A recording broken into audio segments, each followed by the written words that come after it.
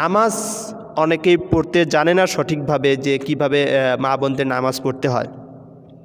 তো মা বোনদের নামাজটা কীভাবে পড়তে হয় সেটা যদি প্র্যাকটিক্যালি A to Z আমাদেরকে একটু দেখাইতেন, তাহলে হয়তো বা আমার দর্শকরা বা আমার চ্যানেলে যারা সাবস্ক্রাইবার আছে সবাই উপকৃত হতো, অল বাংলাদেশের উম্মতে মোহাম্মদীরা উপকৃত হতো।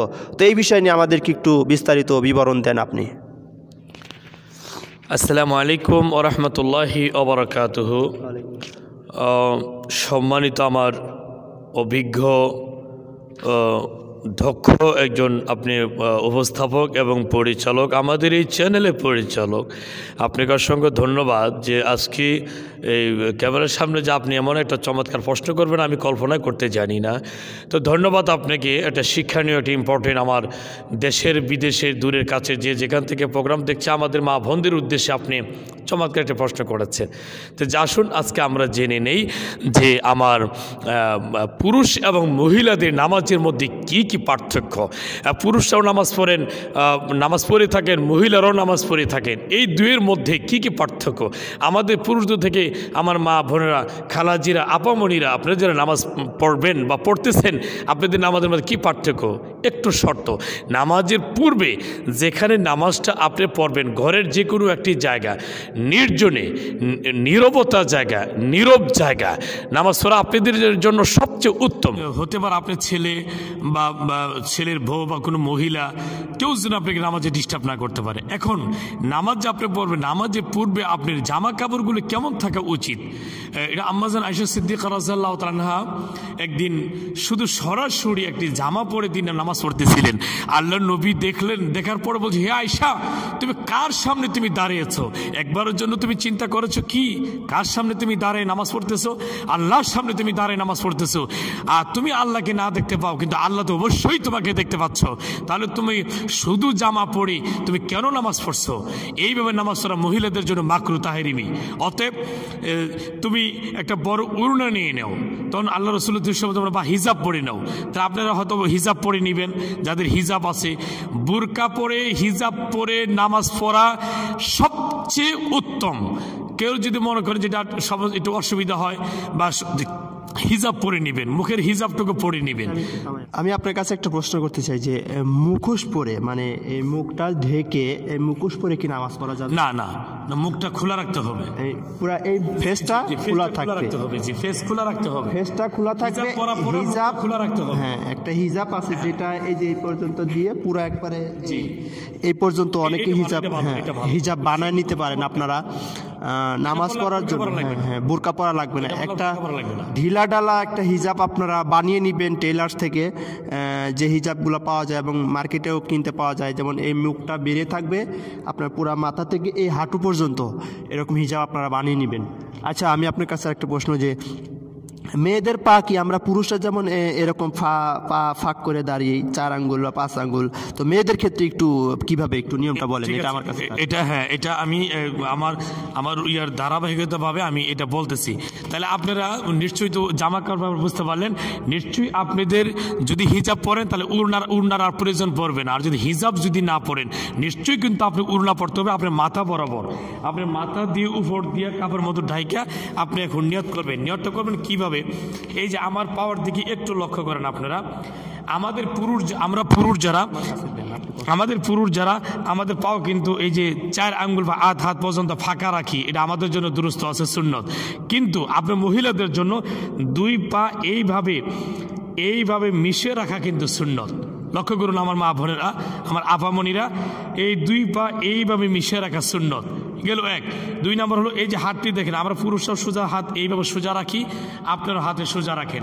এখন নিয়ত করি প্র্যাকটিক্যালে, আমি কিবলামুখী হয়ে 2 রাকাত ফজরের নামাজের সুন্নত নামাজের নিয়ত করিতেছি। এটা নিয়ত করলেন, আমি কিবলামুখী হয়ে ফজরের 2 রাকাত সুন্নত নামাজে নিয়ত করিতেছি।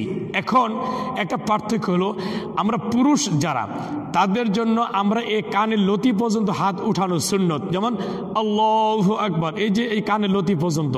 মা বোনেরা, আমার ছোট্টমণিরা বা আমার আপামণিরা, আপনার লক্ষ্য আপনাদের হাত কোন পর্যন্ত উঠাইতে হবে? আপনাদের হাত উঠাইতে হবে এই যে ঘাড় বরাবর। এই যে দেখেন, একটু লক্ষ্য করে দেখেন, এই ঘাড়, এই কাঁধ এই কাঁধ বরাবর আপনাদের হাত উঠাইতে হবে।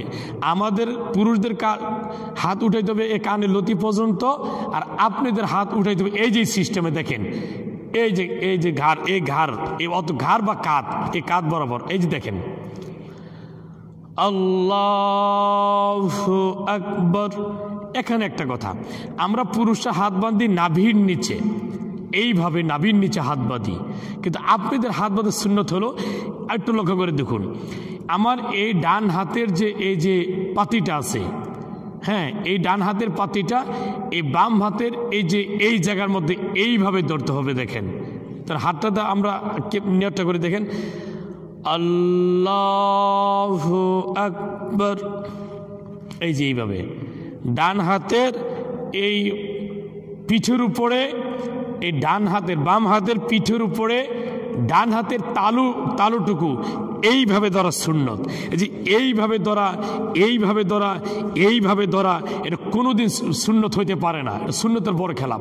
অর্থাৎ সুন্নত হলো এই যে দেখেন, এই যে এইভাবে ধরছেন, এটা হলো সুন্নত তরিকা। তাহলে এখন যে আপনারা নিয়তটা করলেন, হয়তো অনেকে প্রশ্ন করতে পারে, হুজুর তো বাংলার নিয়তটা করলেন, তাহলে আরবি নিয়তটা করলে তা তো শুনতে পারতাম। আসেন আমি নিয়তটা আবার একটু বলে দিচ্ছি। নাওয়াইতু আন উসাল্লি লিল্লাহি তাআলা রাকাতাই সলাতিল ফাজরি সুন্নাতু রাসূলিল্লাহি তাআলা মুতাওয়াজ্জিহান ইলা জিহাতিল কাবাতি শরীফাতি। আল্লাহু আকবার। এই যে হাতটা বাঁধলেন, এটা কিন্তু আপনি উড়নার নিচে থাকবে, আপনি উড়নার নিচে থাকবে। আর যদি নির্জনে নামাজ পড়েন, হিজাব পরে নামাজ পড়েন, তাহলে উড়নার নিচে থাকা লাগবে না, হিজাবের উপরে থাকলে চলবে, কোনো সমস্যা নাই। যাতে আপনি নামাজটা আপনার দেহ মুবারক যেন কেউ যদি দেখতে না পায়। আপনি নামাজ পড়তেছেন, আপনি নামাজের গঠন, আপনার চেহারা গঠন, আপনার শরীরের গঠন কেউ যদি দেখতে না পারে, দেখলে কিন্তু মাকরু তাহরিমি, এটা মনে রাখবেন। তাহলে আমরা হাতটা বানাবেন কীভাবে? এইভাবে হাত বাঁধবেন, এইভাবে হাত বাঁধলে সুন্নত তরিকা না। তাহলে এইটা, এই যে হাত বাঁধলাম, এখন হাত বাঁধার পরে আমার পরে কি পড়বেন? সানা পড়বেন। আসুন, সুবহানাকাল্লাহুম্মা ওয়া বিহামদিকা ওয়া তাবারাকা ইসমুকা ওয়া তাআলা জাদ্দুকা ওয়া লা ইলাহা গায়রুক আউযু বিল্লাহি মিনাশ শাইতানির রাজীম বিসমিল্লাহির রহমানির রহিম। এখন আলহামদুলিল্লাহ শরীফ পড়বেন, আলহামদুলিল্লাহ রব্বিল আলামিন, এই সূরাটা পড়বেন। সূরা পড়া পড়ে আবার বিসমিল্লাহ পরে অন্য আরেকটা সূরা মিলাইলেন। এখন সূরা মিলানো যেমন আমাদের শেষ। এখন আসুন আমরা রুকুতে কিভাবে যাই, রুকু দেখাই। তাহলে রুকুটা কিভাবে যায় আমরা একটু লক্ষ্য করে একটু মনোযোগ দিয়ে দেখেন। আগে পুরুষেরটা, আমরা পুরুষ রুকু দেই আল্লাহু আকবার, এটা হলো আমাদের পুরুষদের রুকু। কোমর এবং ঘাড় মাথায় একসাথে উন্দু, এটা পুরুষদের রুকু। আর আপনাদের মা বোন যারা আছেন, আপনাদের রুকুটা হলো, আমি দেখাচ্ছি, এই যে হাত সোজা, হাঁটু, এই হাঁটু কিন্তু সোজা করে রাখতে হবে। আমার পাওয়ার দিকে লক্ষ্য করে দেখুন, দুই পা কিন্তু আমার একসাথে। আমার অনেক বোনেরা যারা মোটা স্বাস্থ্যবান, দুই পা একসাথে রাখতে পারবেন না, অসুবিধা হয়, কষ্ট হয়। ওই মোটা বোনদের জন্যে বা খালাম্মদের জন্যে তারা পা একটু মোটামুটি যতটুকু একটু ফাঁক করে রাখলে আপনার জন্য একটু আরাম হবে নামাজ পড়তে, আপনার জন্য একটু ফাঁক করে রাখতে পারবেন ওই মোটা মা বোনদের জন্য। কিন্তু এছাড়া কিন্তু ইচ্ছাকৃতভাবে কেউ ফাঁক রাখবেন না, এটা সুন্নতের বড় খেলাপ। এখন আসেন, এই দুইটা পা আপনি এইভাবে এক করে রাখলেন। আসেন আমরা এখন একটু রুকুতে যাই। আপনাদের রুকু, আমার মা বোনদের রুকু, মনোযোগ সহকারে লক্ষ্য করে দেখেন। এই যে আল্লাহু আকবার, দুটোটা হাঁটু কিন্তু সোজা, হাঁটু কিন্তু আমি এইভাবে বেঁকাই নাই, হাঁটু বেঁকাই নাই, একদম সোজা হাঁটু সোজা। আমার দুই হাতের কোনও কিন্তু সোজা। সোজার পরে দেখেন আমি সোজা করে শুধু এই হাত দুইটা হাঁটু পর্যন্ত, এই দাঁড়ানো থেকে হাঁটু পর্যন্ত, এই হাত পৌঁছা পর্যন্ত যতটুকু প্রয়োজন, এই ঝুঁকা যতটুকু প্রয়োজন, এই যে দেখেন এইভাবে রুকুতে পৌঁছেছি। আমার হাত কিন্তু দুটোটা হাঁটুর মধ্যে পৌঁছেছে, হাত কিন্তু বেঁকা না, হাতও আমার সোজা, হাঁটু সোজা। তাহলে আপনি রুকুতে গেলেন। এখন রুকুতে যে কোন দিকে তাকাবেন মা বোনেরা? সেজদার দিকে তাকাবেন না পায়ের দুই বুড়ো আঙুলের দিকে তাকাবেন? পায়ের দিকে তাকানো এটা সুন্নত, এটা সবচেয়ে উত্তম। তা পায়ের দিকে তাকালেন। আসেন এখন আমরা এখানে রুকুর তাজবি করে নেন, পায়ের আঙ্গুলের দিকে তাকান, এটা হলো সুন্নত। সুবহান রব্বিয়াল আযীম, তাসবিহ পড়েন সুবহান রব্বিয়াল আযীম, সুবহান রব্বিয়াল আযীম, সুবহান রব্বিয়াল আযীম। 3 বার 5 বার বা 7 বার পড়া সুন্নত, এটা আপনার সুবিধা মতো পড়ে নেবেন। এখন রুকু থেকে উঠেন, রুকুতে ওঠার সময় আপনি দোয়া পড়তে হবে সামি আল্লাহু লিমান হামিদা, রব্বানা লাকাল হামদু। এই হলো আপনার রুকু। এখন সিজদা যাবেন, সিজদা যাওয়াটা আমি একটু আমাদের পুরুষদের মতো একটা বেশম পার্থক্য আছে। আমরা সিজদাতে যাই সাধারণত এইভাবে, যে বসার আগে দেখাচ্ছি, এইভাবে বসি। আমাদের ডান পাশের পাওটা আমরা খাড়া রাখি, ওই বুড়ো আঙ্গুলগুলো ক্যাবলার দিকে দেখি। কিন্তু আপনাদেরটার মধ্যে একটু পার্থক্য আছে। পার্থক্যটা হলো, মা বোনেরা আপনারা দেখতে পাচ্ছেন সিজদা যাওয়ার আগে আপনি বসতে হবে। সিজদা যাওয়ার আগে কিন্তু আপনাকে বসতে হবে। আমি কোথায় বসছি আপনি দেখতে পাচ্ছেন? বাম পা উত্তর দিকে আমি বিছিয়ে দিছি, অর্থাৎ বাম পা বিছিয়ে দিছি।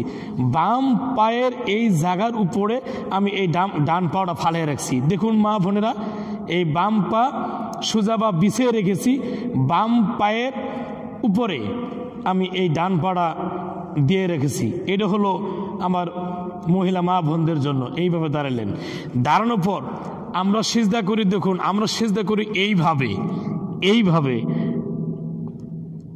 সিজদা করি, কিন্তু আপনাদের সিজদাটা এইভাবে না। এই যে দুইটা উরু এবং এই হাতের বাহু, এই দুইটা উরু এবং হাতের বাহু, এই উরুর সাথে আপনার বুক, আপনার উরু, এই দুটা কিন্তু একসাথে মিশে থাকতে হবে। মিশে থেকে দেখেন, আমি একটু দেখাচ্ছি। এই যে দেখেন, তাহলে আমার বুক কিন্তু এই উরাতের উপরে, বা আপনাদের বুকের অংশটুকু উরাতের উপরে থাকতে হবে। আর হাত, এই যে দেখেন, এই যে সিজদায় গেলাম, আল্লাহু আকবার, সুবহান রাব্বিয়াল আলা, সুবহান রাব্বিয়াল আলা, সুবহান রাব্বিয়াল আলা, আল্লাহু আকবার। এই যে দেখেন কত সুন্দর করে করছি। আবার সিজদা যাইতেছি আমরা, আল্লাহু আকবার, সুবহান রাব্বিয়াল আলা, সুবহান রাব্বিয়াল আলা, সুবহান রাব্বিয়াল আলা, আল্লাহু আকবার। এখন উঠবেন, কিন্তু এখন যে উঠার পরে যে আমরা যে প্রথম যে রাকাতটা আপনাকে দেখাইছি, এইভাবে দ্বিতীয় রাকাত পড়বেন। দ্বিতীয় রাকাতের সময় আপনি বসে আত্তাহিয়াত পড়বেন, তারপর দুরূদ শরীফ, তারপর দোয়া মাসরা পড়ে আপনারা সালাম ফিরাবেন, আসসালামু আলাইকুম ওয়া রাহমাতুল্লাহ। মা বোনদের কাছে একটা সুন্নত তরিকা সালামটা দেখাই দিচ্ছি। মা বোনেরা অনেকে সালাম কিন্তু এইভাবে দিয়ে থাকেন, আসসালামু আলাইকুম ওয়া রাহমাতুল্লাহ। পুরা মুখটা ডান দিকে ফিরে বা উত্তর দিকে ফিরে কিন্তু আপনি সালাম দেন। এটা সুন্নত তরিকা না।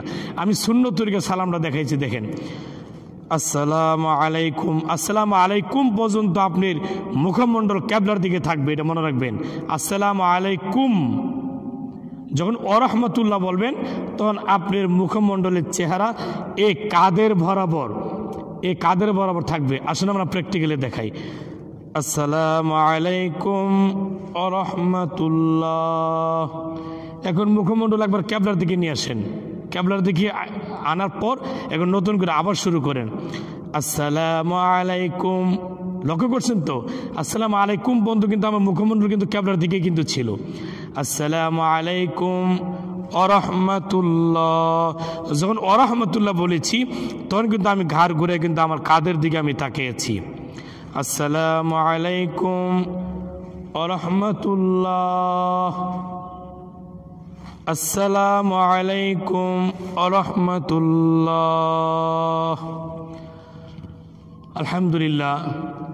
আলহামদুলিল্লাহ রাব্বিল আলামিন।